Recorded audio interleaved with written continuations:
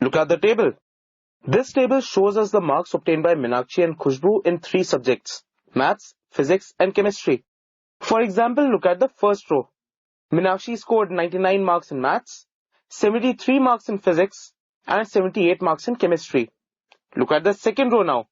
Khushbu scored 91 marks in Maths, 76 marks in Physics and 75 marks in Chemistry. Now we can also represent this information in the table in some other manner, like this for example.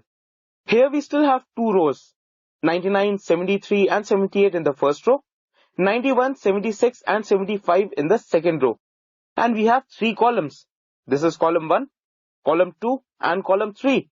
So the entries in the first row, they are the marks obtained by Meenakshi in Maths, Physics and Chemistry. And in the second row, they are the marks obtained by Khushbu in Maths, Physics and Chemistry.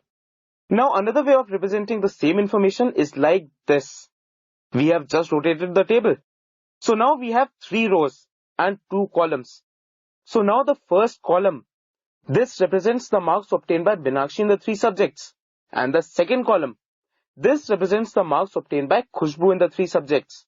Now these 2 representations, these are examples of matrices.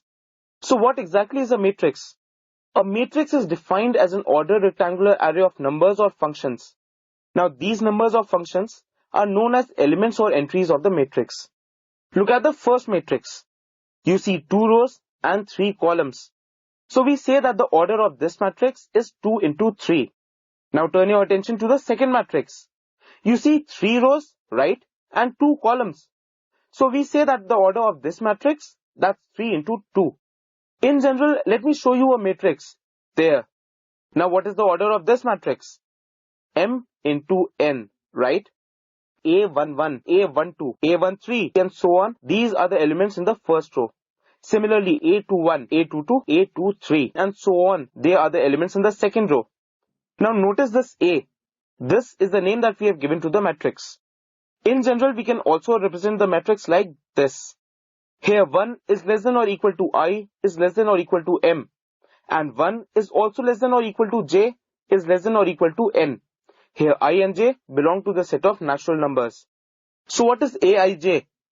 Aij is the element in the ith row and the jth column.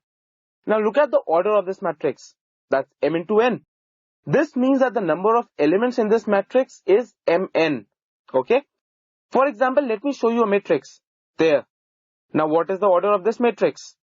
2 into 3. 2 rows and 3 columns. So what is the number of elements in this matrix? That's 2 into 3. That is 6. Look at 99. Yes, this element. First row, first column. So this means that we represent this by A11. Similarly, look at 73. First row, second column. So this is represented by A12. Look at 78. A13. Now look at 91. Second row, first column. So we say that this is represented by A21. Similarly, 76 is represented by A22 and 75 is represented by A23. So in this manner, we can find the elements and the number of elements in a matrix.